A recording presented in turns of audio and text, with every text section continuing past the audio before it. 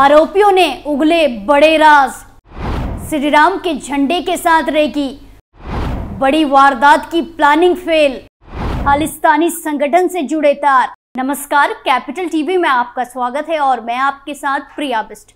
अब वक्त हो चला है ऐसे मुद्दों पर विस्तार से बात करने का जो जनता, राज्य, देश और पूरी दुनिया पर असर डालते हैं।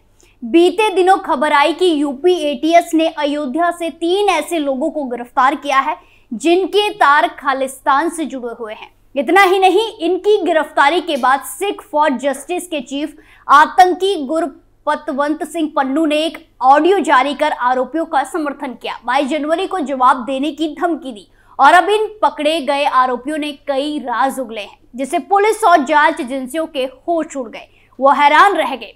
जांच में सामने आया है कि आरोपियों ने कनाडा में बैठे खालिस्तानी आतंकी के निर्देश पर गाड़ी में श्री राम का झंडा लगाकर अयोध्या की रेकी की और बड़ी घटना को अंजाम देने की फिराक में थे। तो आज बात होगी बड़े खुलासों की, खालिस्तानी कनेक्शन की। तो चलिए शुरू करते हैं।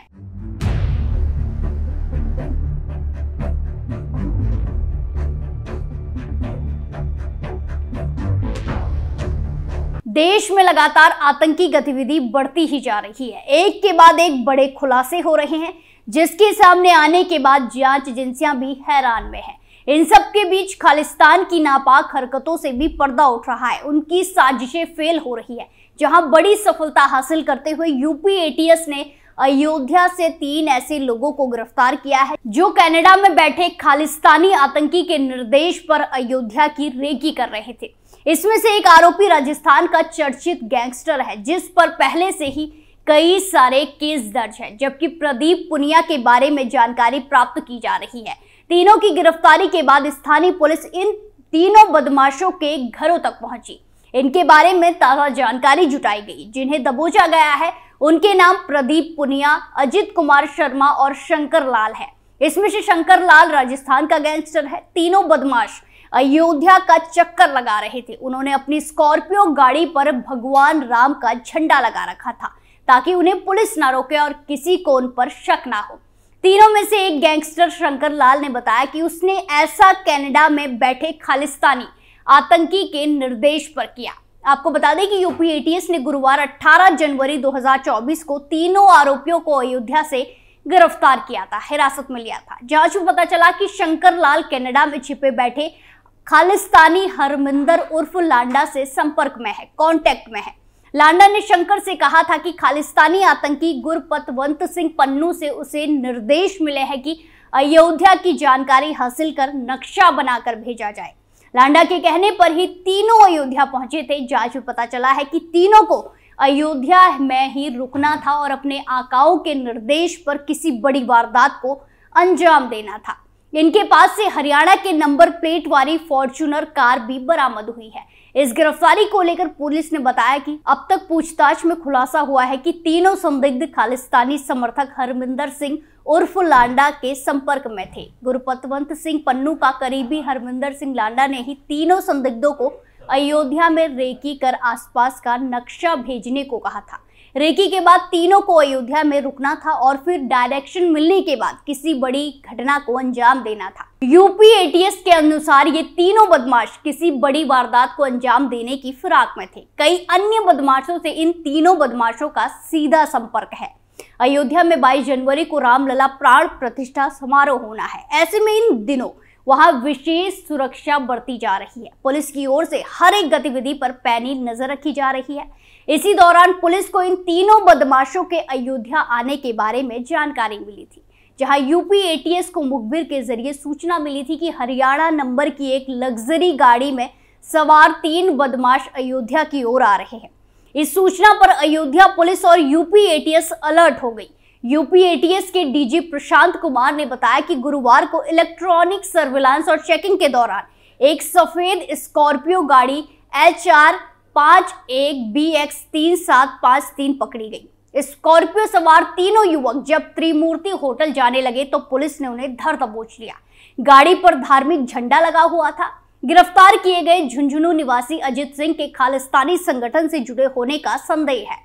पुलिस इन तीनों से अलग अलग पूछताछ कर रही है। आरोपी शंकर लाल सीकर जिले के जाजौद गांव का रहने वाला है, जबकि प्रदीप पुनिया ढालियावासा का रहने वाला है।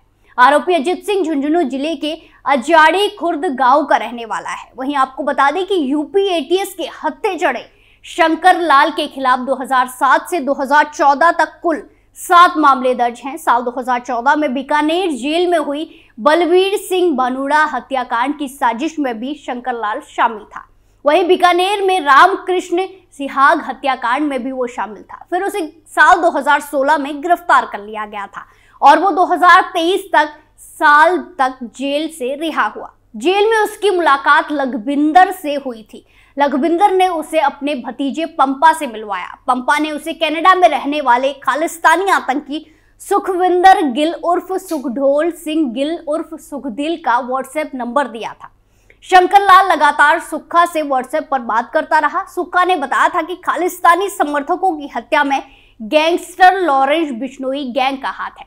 सुक्खा ने बदला लेने के लिए शंकर से मदद मांगी, लेकिन इसी बीच सितंबर 2023 में सुक्खा की हत्या हो गई थी। वहीं पकड़े गए बदमाश अजित के खिलाफ भी अपहरण और मारपीट के कई सारे मुकदमे दर्ज हैं। शंकर लाल ने कबूल किया है कि वो गैंगस्टर राजेंद्र जाट उर्फ राज ठेहट का करीबी रहा है। विदेश में रहने वाले खालिस्तानी आतंकी हरविंदर सिंह ने उसे निर्देश दिया था कि गुरपतवंत सिंह पन्नू ने अयोध्या जाकर रेकी करने और कुछ महत्वपूर्ण स्थानों के फोटो और नक्शे भेजने के लिए कहा है। पन्नू ने यह भी कहा था कि उन्हें अयोध्या में ही रहना है और वहीं उनके अगले आदेश का इंतजार करना है। पन्नू के कहे अनुसार ही घटना को अंजाम दिया गया, इसीलिए वो स्कॉर्पियो पर श्री राम का झंडा लगाकर रेकी कर रहे थे। पन्नू ने कहा था कि वारदात को अंजाम देने का सामान उसे अयोध्या में ही मुहैया कराया जाएगा। शंकर लाल अपने 2 साथियों के साथ आया था। वहीं यूपी एटीएस के मुताबिक शंकर और उसके साथियों की गिरफ्तारी के बाद कनाडा में बैठे पन्नू ने ऑडियो मैसेज जारी करना शुरू कर दिया। इसमें मीडिया कर्मियों को कई तरह की कॉल की गई और मुख्यमंत्री योगी आदित्यनाथ को जान से मारने की धमकी दी गई। ये भी कहा गया कि अयोध्या से 3 लोगों को गिरफ्तार किया गया है, इसके गंभीर परिणाम होंगे। साथ ही धमकी भरे ऑडियो में उसने न सिर्फ सीएम योगी आदित्यनाथ की राजनीतिक हत्या कराने की धमकी दी, बल्कि कहा कि 22 जनवरी को अयोध्या में होने वाली प्राण प्रतिष्ठा कार्यक्रम को भी सिख फॉर जस्टिस के लोगों से कोई नहीं बचा पाएगा। पुलिस ने अयोध्या में खालिस्तान समर्थक 2 युवकों को गिरफ्तार किया है। उन्हें प्रताड़ित किया जा रहा है, उनके खिलाफ झूठा मुकदमा बनाया जा रहा है। अयोध्या में 22 जनवरी को हो रहे राम मंदिर के प्राण प्रतिष्ठा समारोह में आपको एसएफजे से कोई बचा नहीं पाएगा। जरूरत पड़ने पर राजनीतिक हत्याएं कराएंगे। एसएफजे की तरफ से 22 जनवरी को इसका जवाब दिया जाएगा, जिसके चलते एटीएस ने इन तीनों के साथ साथ पन्नू के खिलाफ यूपी एटीएस थाने में धोखाधड़ी, फर्जी दस्तावेज बनाने, साजिश रचने और देशद्रोही की धाराओं में एफआईआर दर्ज की है। एटीएस तीनों को रिमांड पर लेकर पूछताछ कर रही है। वहीं शंकर ने पूछताछ में यह भी कबूल किया कि वो पन्नू के लिए काम करता था। साथ ही अब यूपी एटीएस इन बदमाशों के सिख फॉर जस्टिस के कनेक्शन भी खंगाल रही है। आपको बता दें कि धमकी भरा ऑडियो यूनाइटेड किंगडम यानी कि यूके के नंबर 447537131903 से धमकी भेजी गई थी। इसके बाद यूपी पुलिस के साथ ही अन्य एजेंसियां भी अलर्ट मोड पर आई। फिलहाल इस मैसेज से जुड़े सभी पहलुओं की जांच की जा रही है। आपको बता दें कि प्रतिबंधित आतंकी संगठन सिख फॉर जस्टिस का मुखिया गुरपतवंत सिंह पन्नू है। गौरतलब है कि ये पहला मौका नहीं है जब आतंकी पन्नू ने मुख्यमंत्री योगी आदित्यनाथ को धमकी भरा मैसेज भेजा हो। 2 साल पहले भी उसने धमकी भरा संदेश भेजा था और सहारनपुर से रामपुर तक खालिस्तान बनाने की बात कही थी। वहीं आपको बता दें कि पकड़े गए तीनों आरोपी राजस्थान के सीकर के रहने वाले हैं। अब एटीएस के साथ ही आईबी भी इनसे पूछताछ कर रही है। यही नहीं, सीकर में इनके ठिकानों के बारे में राजस्थान पुलिस से भी मदद ली जा रही है। यूपी पुलिस के डीजी कानून व्यवस्था प्रशांत कुमार ने तीनों के पकड़े जाने की पुष्टि की है। साथ ही कहा है कि उनसे मिली जानकारियों की पुष्टि की जा रही है। वहीं अयोध्या में रामलला की मूर्ति की प्राण प्रतिष्ठा होनी है। ऐसे में पहले से ही अयोध्या में हजारों भक्तों की भीड़ जुटी हुई है और भी ज्यादा आने की उम्मीदें हैं। ऐसे में अयोध्या में सिक्योरिटी को लेकर पुलिस अलर्ट मोड में है और हर एक लीड पर नजर बनाए हुए है। स्पेशल स्टोरी में आज के लिए इतना ही। फिर पेश होंगे नए मुद्दे के साथ। बाकी तमाम खबरों के लिए देखते रहिए कैपिटल टीवी उत्तर प्रदेश। नमस्कार।